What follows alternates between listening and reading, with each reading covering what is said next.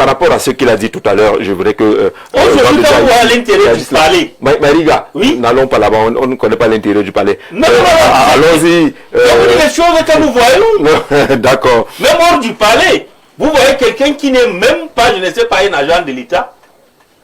Mais il est là avec des saluts militaires, les militaires sont alliés, les ministres sont alliés. Vous croyez que les Camerounais sont des imbéciles? D'accord. Sur cette question-là, on a entendu ce que Parfait Onguena a dit tout à l'heure. On est dans la volonté de la continuité de l'État, éviter ce que proposait par exemple la Constitution qui est en train d'être modifiée, quand on se retrouve avec des dépenses, il faut organiser une élection ou des vides. Il faut donc que la transition se joue au niveau de l'exécutif sans passer par le Parlement. Je vais aller au-delà. J'ai eu l'impression que vous êtes en train de croire que le gré à gré est mauvais. Sur le plan commercial, il y a ce que vous appelez l'appel d'offres à côté du gré à gré. L'appel d'offres a certains inconvénients. Le premier inconvénient, c'est ce que vous appelez les prix de la mercuriale. C'est-à-dire que le stylographe de marque Bic, qui coûte 100 francs, on taxe ça 1000 francs. 1000 francs dans la mercuriale. Le prix de la mercuriale. Donc l'appel d'offres me pose un problème. Pendant que le gré à gré, lorsque j'ai très peu d'argent, je fais venir un peintre. Je lui dis, comme tu vois là, il n'y a pas d'argent, fais ça. Il fait la mesure, ça c'est sur le plan commercial. Donc quand vous parlez, c'est comme... Sur l'adoptant. On va donc aller en politique. Oui. Et vous verrez que je présente le gré à gré au Cameroun et dans d'autres grands États au monde. Et vous serez surpris de constater que le gré à gré serait bon, même pour notre grand pays, pour la conservation des acquis. Je commence d'abord à corriger un aspect auprès du patriarche qui est du RDPC. Le gré à gré, M. Amadou Ahidjo, président de la République du Cameroun, nomme un gouvernement en 1975. Le 29 juin 1979, il fait modifier la Constitution de 112 en ses articles 5 et 7. Il fait de M. Biya successeur constitutionnel. Et M. Biya est en train de gré à gré, qui est bon. Il est bon pour Ahidjo. C'est le bon que le contexte. Attendez, non, laissez le contexte. Je vous montre déjà que le gré à gré n'est pas né avec Biya. Mais vous dites qu'il est bon pour Ahidjo. Et pour moi, pour nous. Attendez, je vous montre. Le contexte. En tout cas, on n'a pas demandé si on était content pour ou pas. Pour nous, il est un peu bon parce que, pour nous autres observateurs libres, nous les aboyeurs et les brailleurs, nous avons observé que M. Biya, qui a la mission d'achever le Fonds monétaire africain, ça c'est les éléments qui nous intéressent, qui a la mission de nous donner, de nous laisser un pays souverainiste, politiquement libre, tout au moins, plus ou moins libre, parce que nous on a des ambitions économiques, des ambitions géopolitiques, que les politiciens locaux n'en parlent pas. Vous comprenez? Nous avons les problèmes de monnaie, on a les problèmes de commerce, on a les problèmes économiques, on a les problèmes d'indépendance. On a les problèmes de donner un sens à l'État du Cameroun. Il me semble que M. Biya fait beaucoup. Il a beaucoup d'avancées. On y reviendra. Parlant par exemple du Fonds monétaire africain, qui est l'un des projets de M. Kadhafi, etc. M. Biya, au moment où je vous parle, on est en train d'achever le Fonds monétaire africain. S'il est opérationnel, c'est une réalisation historique. Donc, je peux dire que M. Ahidjo a fait bien de procéder au gré à gré pour nous laisser M. Biya. Enfin, certains regrettent le séjour de Biya, même moi. Nous autres, observateurs, pensent que M. Biya fait un travail. Il a fait du bon travail. Non, vous êtes d'accord? Très bien. Si on est donc d'accord, je vous montre comment le gré à gré fonctionne dans tous les pays, les grands pays. Lorsqu'un pape meurt au Vatican, le plus grand État au monde, parce que le Vatican a les morceaux de terrain voliers, les morceaux de terrain Ndongelang, Koulibasimbi, ce sont les morceaux de terrain du Vatican. C'est l'État le plus vaste au monde, le plus stratégique, etc. D'ailleurs, son président arrive au Cameroun bientôt. Vous êtes informés? Le 15. Oui, le 15. Donc, quand un pape meurt, le président de ce grand État, vous savez ce qui se passe? On procède au gré à gré. On appelle tous les dauphins. Leurs dauphins s'appellent les cardinaux. Ils se rassemblent dans une chose comme ça, comme on a assis là. En conclave. Oui, quand ils sortent de là, ils ont la fumée blanche. On dit Abemous Papam. C'est le gré à gré. Vous êtes qui pour aller dire que c'est le gré à gré ou bien c'est l'appel d'offres? C'est fini. Vous avez un État. Est-ce que c'est le gré à gré? Oui, c'est le gré à gré. C'est un collège électoral. Mais c'est là-bas l'intérêt. C'est un collège électoral. Il y a l'appel d'offres là. C'est un collège électoral. Je continue. Il y a des candidatures. Il y a des candidatures. Mais de toutes les façons, ça ne sont pas les l'intérêt. gens d'une famille. Ça l'intérêt là-bas, ce n'est pas. Oui. Je dis que le chrétien que je suis. Écoutez, le chrétien que je suis, on n'a fait pas l'appel d'offres pour que le chrétien que je suis. Mais il y a des candidatures. Non, attendez. Il y a des candidatures. Parce que le chrétien que je suis, populaire, devait choisir un pape africain. Devait choisir un pape qui n'est pas blanc. Sauf que le chrétien, et nous, n'est pas du collège électoral. C'est pour ça que je dis. Il y a un collège électoral qui est fini. Il faut être cardinal. Permettez-moi de vous dire. Écoutez, au Cameroun, il y a une révision constitutionnelle. C'est conforme à l'article 3 de la Constitution. Donc l'article 3, alinéa 3, qui dit que l'initiative de modification de la Constitution appartient concurremment au président de la République et aux parlementaires. Oui. Bon, à quel niveau vous parlez? C'est le même gré à gré, non? Il y a quel problème? Ça suffit que le citoyen lambda ne va pas voter. Tout comme les bâtiments. Monsieur le proviseur, allons-y dans le fait. Je progresse. Poste de vice-président. Attends, j'arrive. Tel que la Constitution l'indique. Attendez. Je ne voudrais pas mon exposé vous faire connaître que quand un grand État a des intérêts supérieurs, comme se fait avec Haïdjo, comme se fait avec le grand État qui est le plus démocratique au monde, mais si vous vous taisez, démocratiquement, les États-Unis d'Amérique, constatant que Maduro est un danger pour son économie, il va l'arrêter, le garder à New York. C'est démocratiquement. Les États-Unis constatant qu'il y a problème avec l'Iran, qui peut perturber le pétrodollar. On dépose les bombes démocratiques. D'accord. Et Paul Biya constatant donc que s'il laisse cette affaire entre les mains du Sénat, le pays est en danger. Laissez-moi parler. Non, on va avancer. J'avance. Oui, j'avance. On va avancer.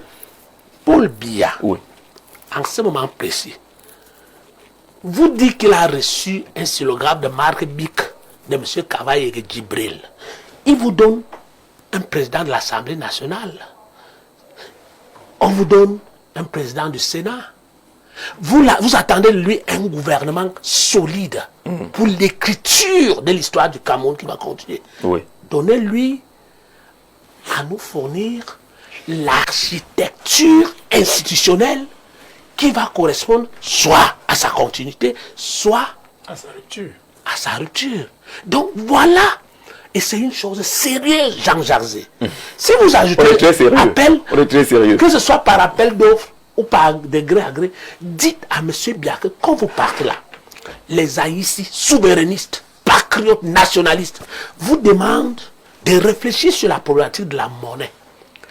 D'accord, on est d'accord là-dessus. On est d'accord là-dessus. Laisse-nous une assemblée générale. Laisse-nous une assemblée générale sérieuse, un Sénat sérieux, un gouvernement solide qui ferait mieux que ce que tu as fait. D'accord, on rappelle que le vice-président n'est pas membre du gouvernement. N'est pas membre du gouvernement.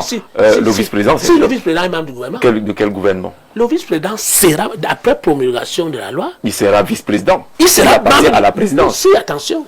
Attention. Prenez l'image des États-Unis d'Amérique. Non, on n'est pas aux États-Unis d'Amérique. Le vice-président est membre du gouvernement. Il faut faire attention. C'est-à-dire que... C'est cela qui vous a amené à des problèmes du LGPR et tout ça. On est totalement perdu. Un président n'est plus membre du gouvernement. Ça veut dire qu'à sa tête, il y aura le Premier ministre. Il peut pas être membre du gouvernement. Ça veut dire qu'à sa tête, il y aura le Premier ministre. Alors, à sa tête, un chef du gouvernement. Oui, bien évidemment. Et lui, il est au-dessus. Il est le président. Il est le président. Il est au-dessus. Alors, il ne va pas de l'opportunité de vous citer l'ordre. On va y arriver. Il n'y a pas encore d'organigramme. Il y en aura. On n'imagine pas comme étant le vice-président sous mais vous avez imaginé qu'il y a gré à gré. C'est qui n'est plus président. Mais vous avez imaginé qu'il y a gré à gré. C'est qui n'est plus président. Moïse Mbok, sur cette affaire, le gré à gré entre le commercial et le politique, nous on maintient encore notre thème pour qu'on se comprenne bien dans ce que l'opposition considère comme gré à gré, avec que le président Biya pourra prendre le pouvoir. Il regarde Gouet, il dit que, oui, Luki Gouet, je te donne nom vice-président et quand je pars, tu deviens président. Oui. C'est ça le gré à gré. Voilà. Bon, je ne sais pas si c'est comme ça qu'il faut voir ça, mais en fait, dans le jargon des marchés publics, le gré à gré, c'est une mesure exceptionnelle. C'est une mesure exceptionnelle qu'on prend pour un problème exceptionnel, parce que c'est un problème qui, somme toute, arrange la collectivité. ça vient vraiment résoudre un problème fondamental dans lequel tous les concernés se reconnaissent. Non, mais le premier gré à gré dans les marchés publics ne vaut rien. C'est-à-dire qu'au niveau des 4-9, c'est là-bas que le gré à gré commence. On te demande rien. Tu peux choisir ton ami à soi. Dans le gré à gré, tu dis ouvre-moi les rideaux. Je suis laissé dans la définition. Je suis laissé dans la définition. Tu vas aller chercher le gré à gré très loin. Il y a le gré à gré sous nos pieds là. Je rappelle que la définition concerne les personnes sérieuses.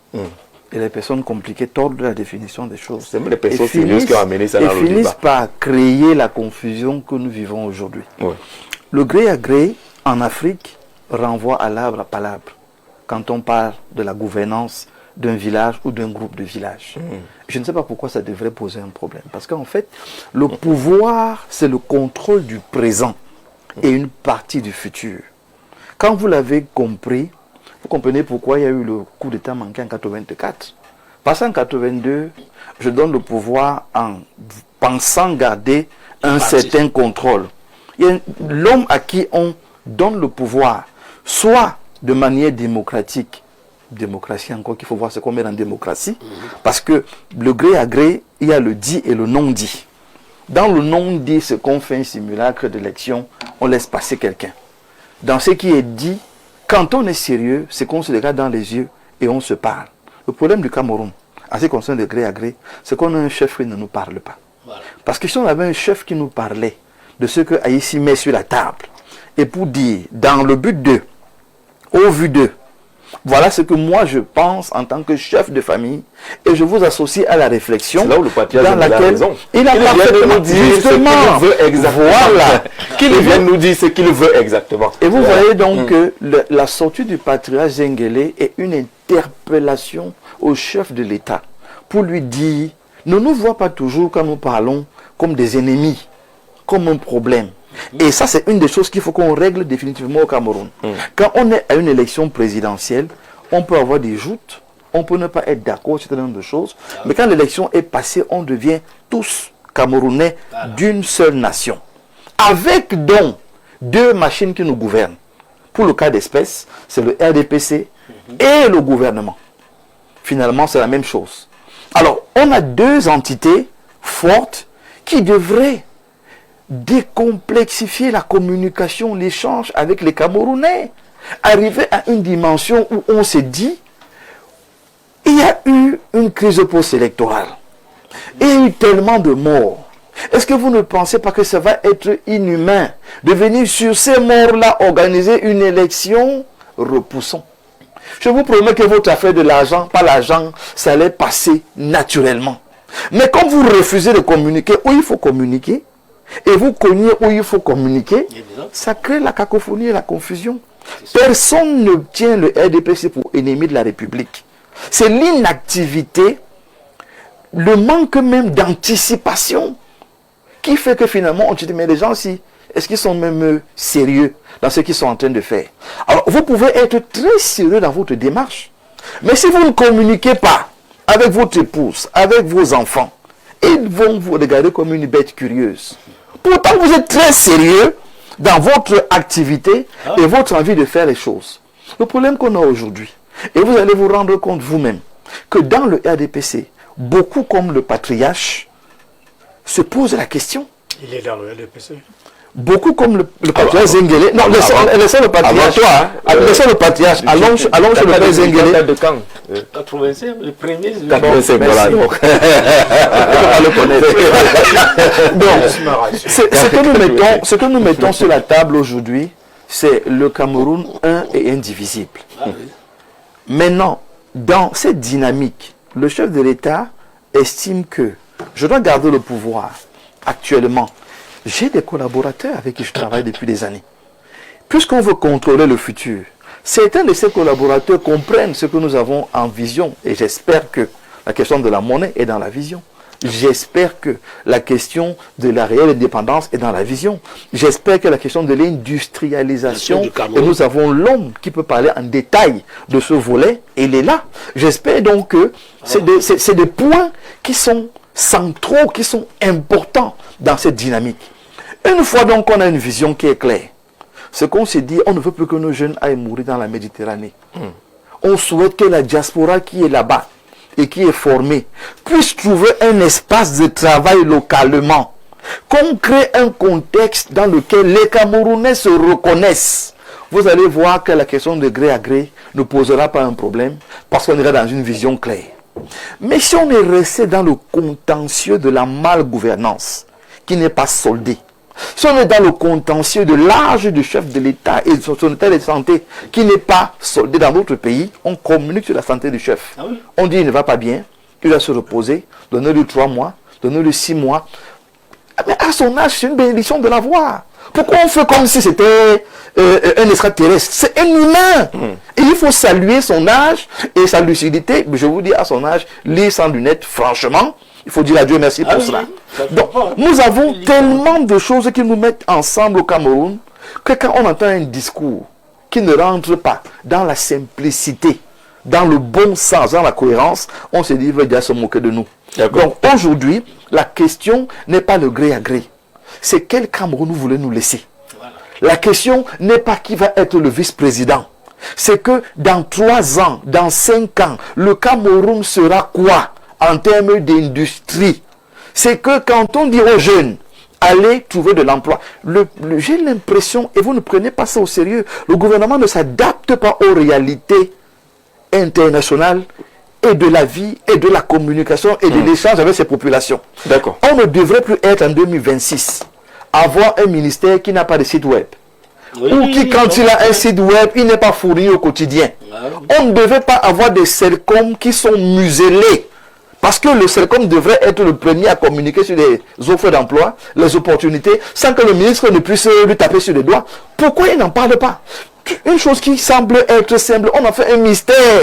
Finalement, docteur, on a compris cela. Les questions doivent être ailleurs. Sur quel Cameroun, quels sont les leviers importants? Est-ce que le président est d'accord qu'on balaie cette suspicion de gré à gré de ce qui semble se dessiner au regard des réactions de quelques leaders de l'opposition qui pensent que justement, là, ça va être une passe décisive que le président va faire à quelqu'un qu'il aura choisi, qui ne s'est pas présenté devant les électeurs pour solliciter un mandat, mais je ne sais pas, une passe aveugle peut être faite à quelqu'un d'autre, d'où les soupçons de gré à gré. Ce n'est pas important, semble dire Dr Mbok, aujourd'hui. Jean-Jacques, je vais vous donner la lecture d'un homme politique. Absolument.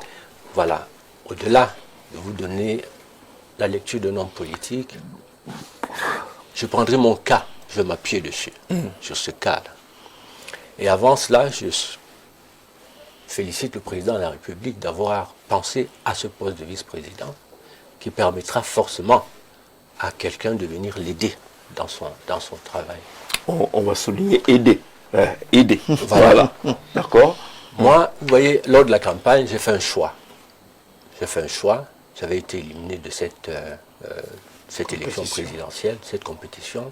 Mais j'ai fait un choix de choisir, de soutenir le président. Notre vision, je l'ai dit à l'entame de cette émission, au lieu de la mettre dans la poubelle, j'ai écrit au président, je lui ai fait une offre en lui disant, Monsieur le Président, nous avons fait des contacts avant de venir à cette élection sur plusieurs domaines, de l'eau, l'électricité, des industries, des mines, des télécommunications, ainsi de suite, le transport et ainsi de suite. Voilà. Est-ce que ces projets, on doit les mettre dans l'eau? Je lui ai proposé. Donc les collaborateurs m'ont dit, Monsieur Gouet, apportez votre vision. À l'intérieur de notre système, il y aura un changement. Voilà, vous allez implémenter la vision à l'intérieur de notre système. Donc, je ne peux que féliciter le président de la République parce que lors de la campagne également, sur cette antenne, je suis passé dans d'autres médias, et j'ai dit aux Camerounais, votez pour le président de la République, parce que nous serons autour du président de la République pour lui apporter des solutions. Voilà, on va l'aider à porter ce gouvernement-là. Donc aujourd'hui, je suis parfaitement en phase avec le président, avec cette décision-là. Et au-delà de cela, lors de mes interviews dans plusieurs télés, dans plusieurs médias, j'ai toujours tendu la main au président de la République en lui disant, Monsieur le Président, vous avez reçu le pouvoir de Menda Idiou, il est temps peut-être de transférer ce pouvoir à quelqu'un d'autre. De faire la passe alors. De faire la passe, voilà, à quelqu'un d'autre. Le président, à sans l'époque, passer par des élections. le président, à l'époque, Je rappelle que lui, il avait dit qu'il n'est pas pour le dauphinat. le président, Il n'est à pas l'époque, pour la passe. c'est pour ça. Dans un termine. pays Il normal. n'est pas pour la passe. Je Dans un termine. pays normal. Ben, le Cameroun est un pays normal. Je Dans un termine, pays Jean-Jacques. normal. Oui. Je termine juste. À l'époque, le président a eu le pouvoir des mains d'Aïdjo. C'était une passe. Cette fois-ci, Constitutionnelle. il s'est dit, Oui. cette fois-ci, au lieu que ce soit la même chose, ce que je fais, je passe par la Constitution du Cameroun qui crée un poste à travers lequel, M. Gouet, vous avez promis m'aider, ou encore XY, à porter votre vision. À partir de là, nous avons vu. Il peut faire de vous ministre, pas vice-président. Je suis Pourquoi vous lui refusez Ministre ou pas vice-président. vice-président, justement, pourquoi Je m'explique. Vous voyez, le Cameroun a des problèmes, a beaucoup de problèmes. On a des problèmes d'énergie, on a des problèmes de travail, on a des problèmes, on parlait tout à l'heure des industries, nous avons des mines, nous avons des minerais ici au Cameroun qu'il faut transformer. Et dans tous ces domaines, il y a la santé, il y a, nous avions dans notre projet, vous vous souvenez certainement, nous avions dans le domaine de la santé prévu mettre tous les 50 km un hôpital de jour et de nuit, tous les 50 km. Voilà. Là, on a prévu mettre entre Hilton et l'aéroport dans notre projet. On a identifié des partenaires également financiers qui sont prêts à apporter cet investissement-là, mettre un métro entre Hilton et l'aéroport Simaden. Voilà. Au-delà de ça, nous avons, je suis d'abord un capitaine d'industrie, on a des partenaires qui veulent venir investir ici au Cameroun, créer des industries, ainsi de suite. Donc nous avons dans plusieurs domaines, cette passe-là pour aider le président. Au-delà de la passe, je suis allé en Russie. Il y a des industriels qui sont prêts à venir ici mettre des usines, là sur place. Donc je pense que je peux intervenir, aider le président de la République dans plusieurs domaines, vous voyez. Et si jamais j'étais à l'eau, je me concentrerais forcément sur l'eau uniquement. Or, ici, comme il faut aller vite, le président a 7 ans, cette année. Et je pense que durant ces 7 années, avoir quelqu'un qui peut gérer, coiffer un petit peu tous ces domaines à partir du haut et aller rapidement amener tous ces investisseurs, aider à transformer le Cameroun rapidement, je pense que ce serait